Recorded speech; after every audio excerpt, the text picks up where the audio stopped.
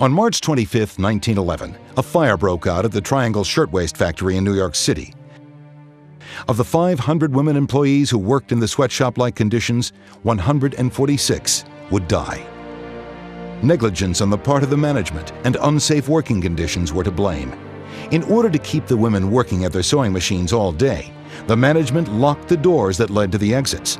As the fire spread rapidly, fed by fabric, the panicked women tried to find an escape.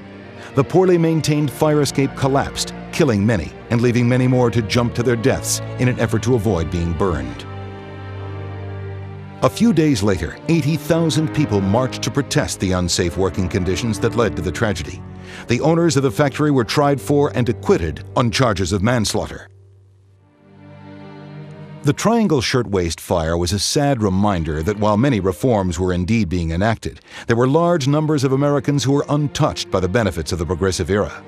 Women were generally not allowed to join labor unions, and the workplace reforms that helped clean up the factories in which men worked often did little for women. Likewise, progressive reforms generally ignored problems of racial, ethnic, and religious persecution. With the lack of the support from the government, minority groups had to seek reform for themselves. And as electricity comes to the cities, more and more people arrive with it. By 1900, nearly 4 million women are working in U.S. cities. In just 40 years, that figure has more than quadrupled. Urban factories are pounding out 75% of all consumer products in the U.S. Places like this, modern steel frame buildings equipped with all the latest technology. Otis electric elevators, Bell telephones, Singer sewing machines. But packing so many people into tall buildings is a disaster waiting to happen.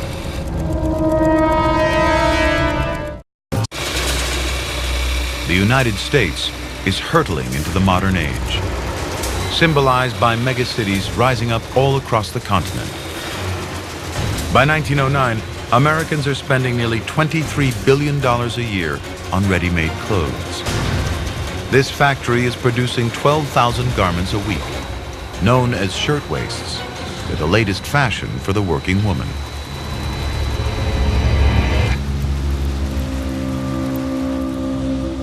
New York City, March 25th, 1911. 4:45 p.m. The Triangle Shirtwaist Factory, 8th floor. 260 girls work here, most of them teenagers.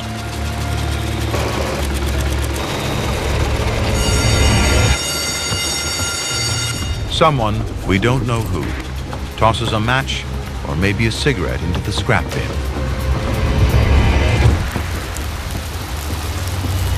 Eva Harris, a seamstress, smells burning. Hi. There's a fire, Mr. Bernstein. Production manager Samuel Bernstein grabs one of the 3 fire pails. But the fire is already spreading. There's a mad dash for the exit, but it is too narrow. Only one at a time can pass through. It's been designed that way so their bags can be checked for stolen fabric. There's a fire hose, but it's not working. No water! The only way to warn the floors above is through the switchboard 2 floors up on the 10th floor. Hello, switchboard. 10th floor. Fire. There's a fire. Put me through to the 9th floor. Hello? She drops the phone and runs to get help. The message never reaches the 9th floor. Samuel Bernstein races up the main stairs to help the 160 workers trapped there. But blocking the front door, there's a barrel of motor oil.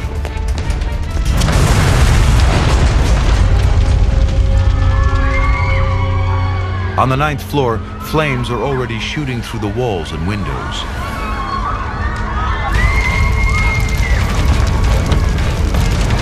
The girls on 9 rush to the fire escape, but it's locked. Only 2 escape routes are left on the 9th floor: the elevator and the metal fire escape. Kate Weiner makes it to the elevator door, but she's lost her sister. Everyone was knocking and crying for the elevator to come up. Suddenly, the elevator came, and the girls rushed in. I was searching for my sister Rose, but I couldn't find her. The flames were coming toward me, and I was being left behind. I felt the elevator was leaving the 9th floor for the last time. She's the last person to get to the last elevator.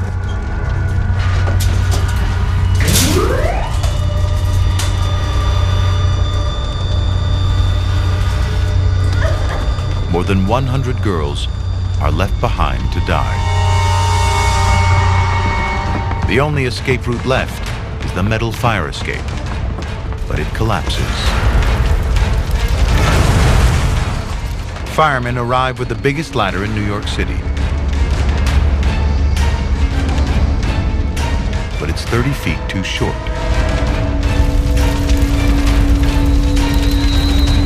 At 4:58 p.m. The girls trapped on the 9th floor are out of options.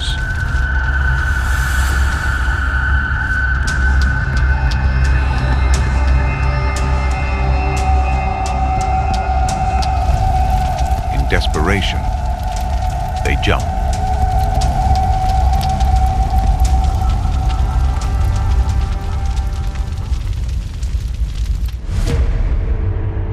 At 5:15 p.m.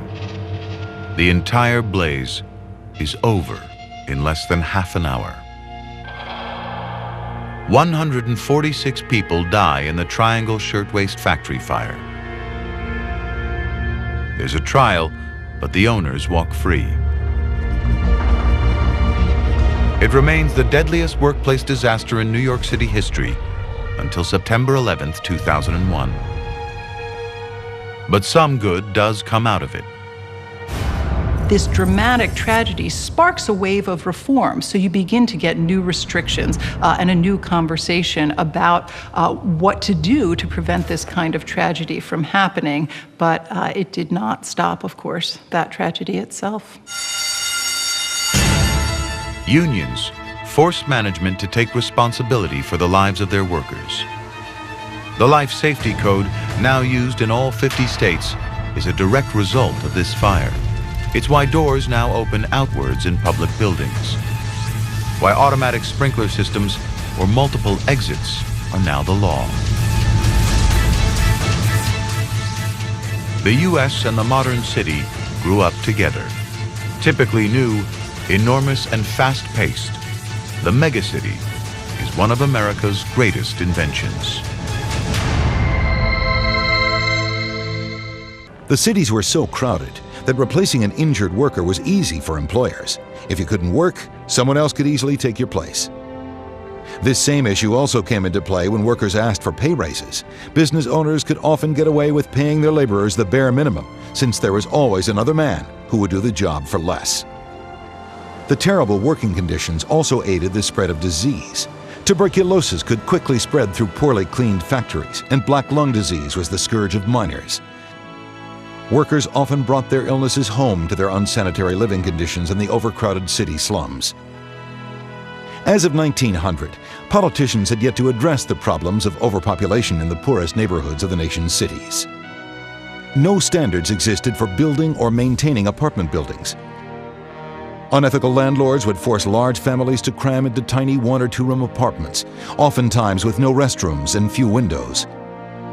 Many of these families were recent immigrants who were forced to live under such conditions because they couldn't afford anything better. For the poor and immigrant populations, it was often necessary to have all members of the family contribute what they could to help make ends meet. While men toiled over heavy machinery, women often found work sewing in clothing factories.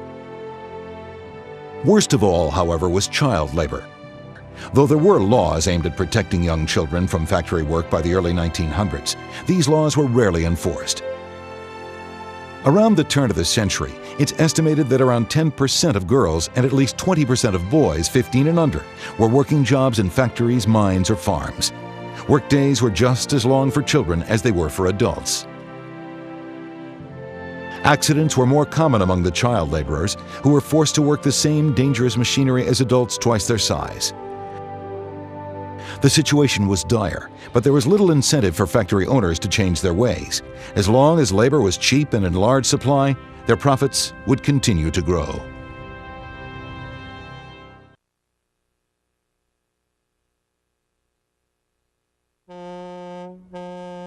Americans at the time were often fearful of things they found strange or different than the culture they were used to.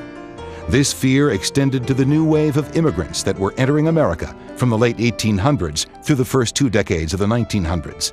These new immigrants, mostly from Southern and Eastern Europe, brought an influx of Catholics and Jews to American cities, where previously the majority of citizens were Protestants.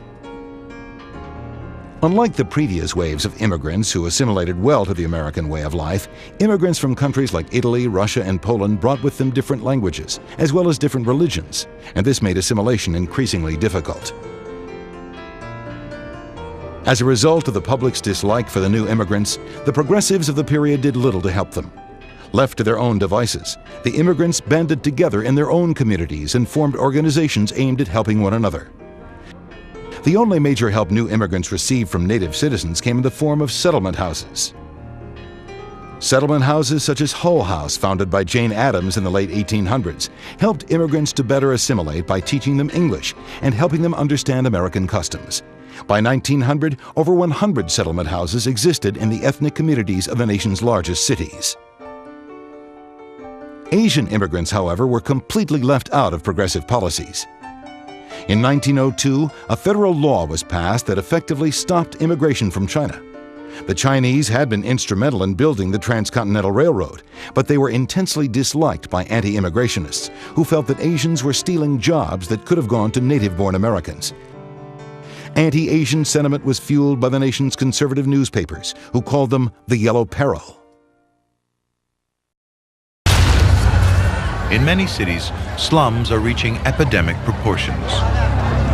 Multiple families crammed into one small room. Human waste pours into the streets, alleys, and open courtyards.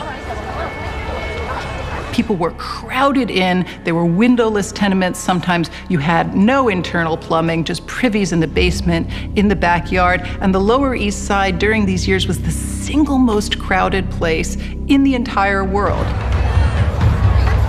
Jacob Riis, Danish immigrant, crime reporter, photographer. He gets leads for stories from Chief Inspector Burns.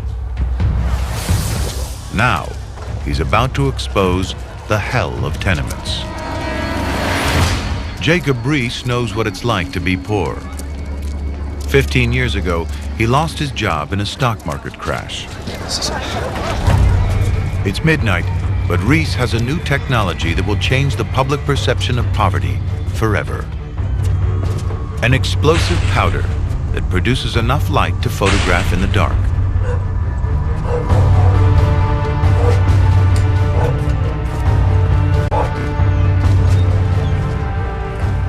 This is one of the first ever photographs of slum life.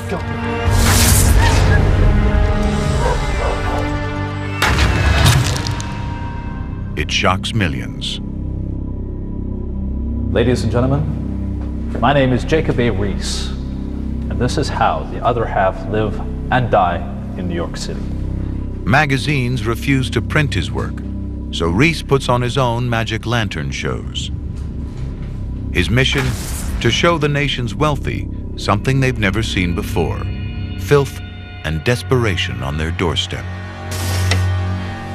In this block, 9 dead were carried out this year alone. 5 in baby coffins.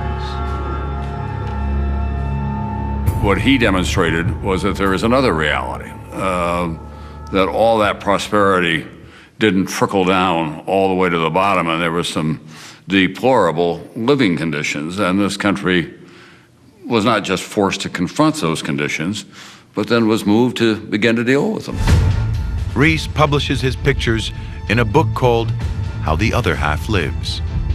It will sell more than 28 million copies. Within 2 decades, the worst of New York's slums are torn down.